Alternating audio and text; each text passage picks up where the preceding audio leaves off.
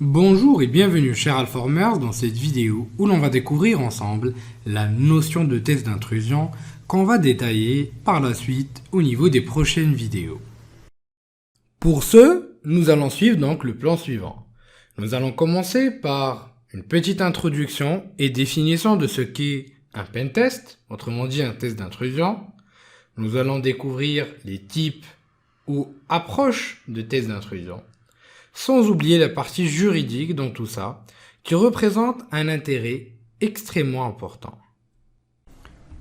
Le pentest ou penetration testing, ou aussi appelé test d'intrusion ou test de pénétration, est une méthode d'évaluation de la sécurité d'un système, d'un réseau ou même d'une application, qui consiste à analyser cette cible, quelle qu'elle soit, en se mettant dans la peau d'un attaquant.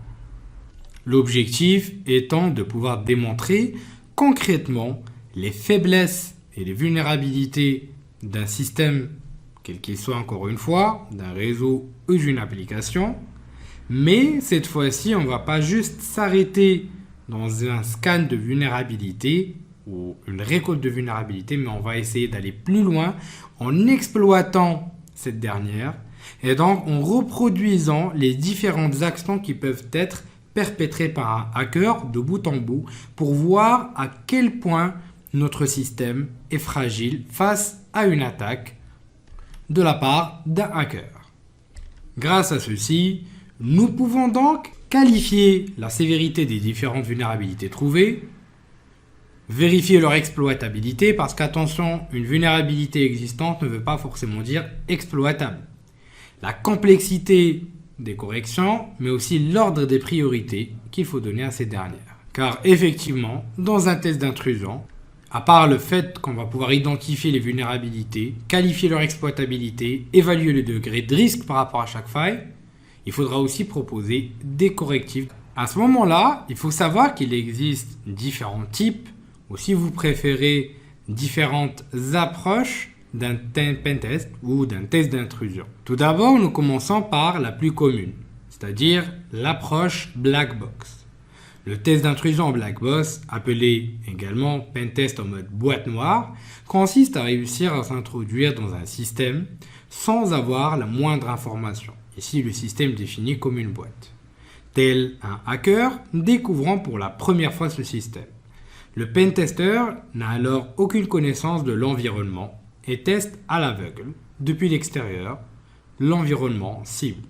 Son objectif est donc de trouver comment s'introduire dans le système cible comme un attaquant extérieur.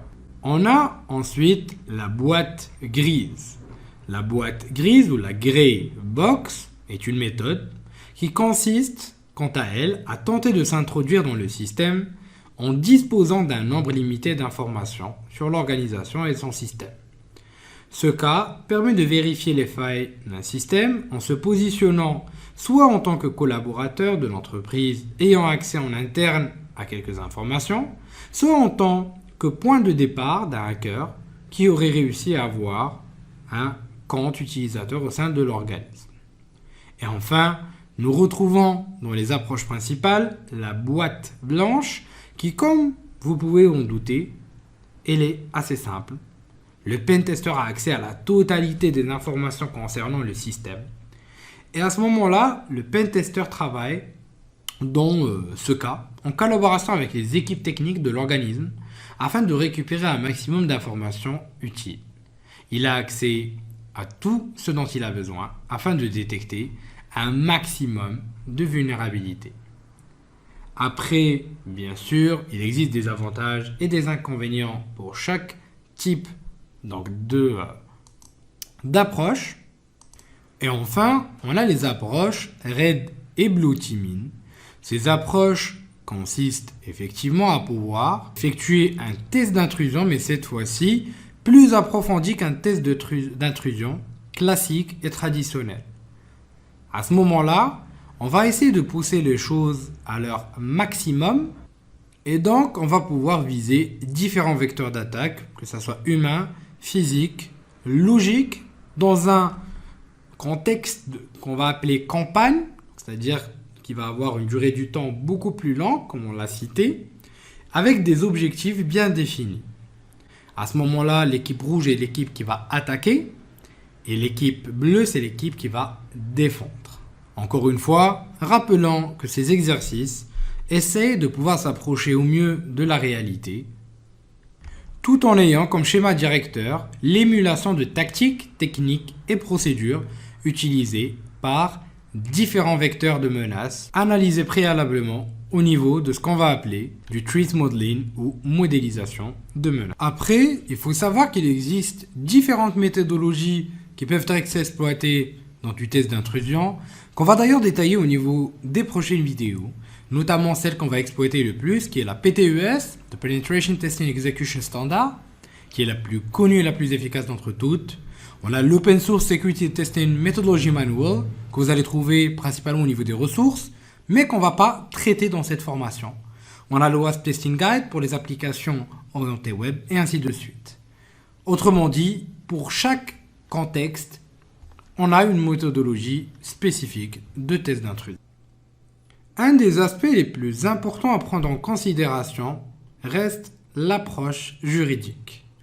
Il faut savoir qu'une intrusion dans un système d'information sans autorisation a pour conséquence 2 ans d'emprisonnement et 30 000 € d'amende.